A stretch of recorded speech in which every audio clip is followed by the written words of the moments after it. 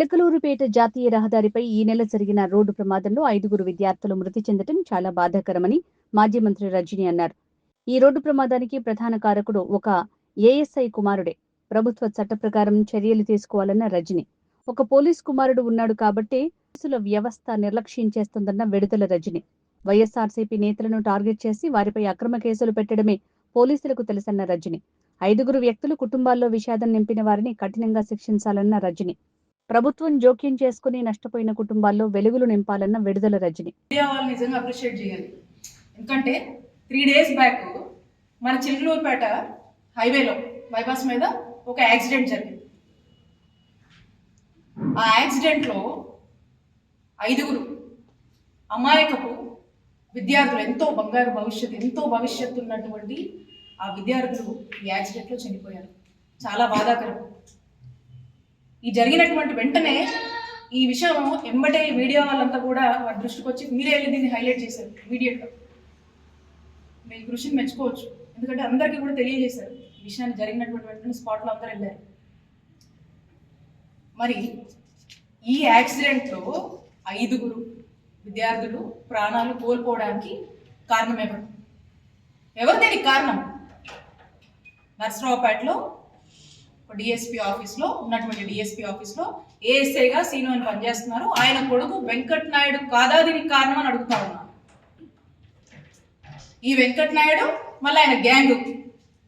ఈ వెంకట్ నాయుడు అనేటువంటి వ్యక్తి ఓ నకిలీ బ్రేక్ ఇన్స్పెక్టర్ అవతార వ్యక్తి.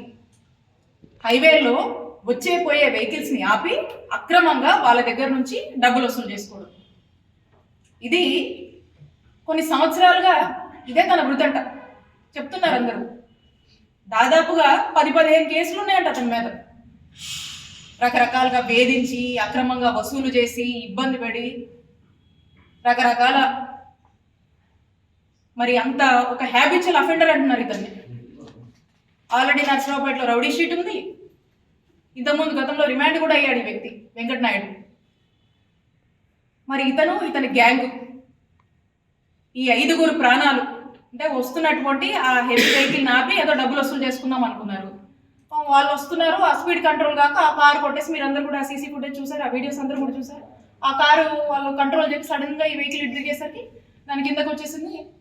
ఏ విధంగా ఆ కారు అంతా కూడా క్రష్ అయిపోయిందో చూసారు. వీళ్ళ ప్రాణాలు పోయి. మరి ఈ రోజున ఇంత బాధాకరము, ఇంత దారుణం జరిగితే అసలు నాకు అర్థం కావట్లేదు. ఏం చేస్తుంది ఈ జిల్లాలో ఉన్నటువంటి పోలీస్ యంత్రాంగం? ఏం చేస్తుంది? ఎందుకు ఈ విషయాన్ని ఇంత గోప్యంగా ఉంచుతున్నారు? ఇప్పటి వరకు కూడా అరెస్ట్ చేయలేదు. అంటే 5 ప్రాణాలు పోతే వీళ్ళకి కనిపించడం లేదా? బాధ అనిపించట్లేదా? బాధ్యత లేదా ఈ పోలీసులకి? ఏం చేస్తున్నారు ఈ యంత్రాంగం అంతా కూడా? ఇప్పుడు వరకు కూడా దాని మీద ఏం చేస్తున్నారో, ఏం స్టెప్స్ తీసుకున్నారో ఇప్పుడు కనీసం ఒక్కరు కూడా స్పందించడం. నేను చెప్తా ఉన్నారు, ఐజీ గారు వచ్చారు, ఎస్పీ గారు కూడా వచ్చారు, ఆఫీసర్లు అందరూ వచ్చారు, ఏం మాట్లాడలేదు, సైలెంట్గా వచ్చారు, సైలెంట్గా వెళ్ళిపోయారు. వాళ్ళు ఏం మాట్లాడుతున్నారో ఎవరికి తెలియదు. అంటే ఒకసారి ఆలోచించండి మీరు. ఎందుకంటే వీళ్ళకు దీని మీద శ్రద్ధ లేదు అని మనకు అర్థమవుతుంది. ఎందుకంటే ఈయన ఇన్ని సంవత్సరాల నుంచి కూడా ఈ హ్యాబిచువల్ అఫెండర్ గా ఉండి ఇదే నకిలీ అవతారాలు ఎత్తి బ్రేక్ ఇన్స్పెక్టర్ అని ఇంకోటి అని చెప్పి ప్రజల దగ్గర ఇట్లా దారిన పోయే వాళ్ళందరి దగ్గర కూడా ఇట్లా అక్రమ వసూలు చేస్తుంటే పోలీసులకు దృష్టికి వచ్చి తెలిసి తెలియనట్టుగా వీళ్ళు ఉన్నారా? వాళ్ళకి తెలిసి కూడా తెలియనట్టుగా ఉన్నారా? తెలిసి లేకపోతే వీళ్ళని కట్టడి చేయలేకపోయారా అని నేను ప్రశ్నిస్తా ఉన్నా. అలాగే మనం చూస్తే ఖచ్చితంగా వీళ్ళు దీని మీద ఏం యాక్షన్ తీసుకోలేదు, ఏం చేయట్లేదు నాకు అర్థమవుతుంది. ఎందుకంటే వీళ్ళు ఎంతసేపు బాగా బిజీగా ఉంటారు పోలీసులు. ఎందుకు బిజీగా ఉంటారంటే వైఎస్ఆర్ కాంగ్రెస్ పార్టీ వాళ్ళ మీద అక్రమ కేసులు కట్టాలి, అక్రమ అరెస్టులు చేయాలి, గాలి పోగేసుకుని పంపించాలి.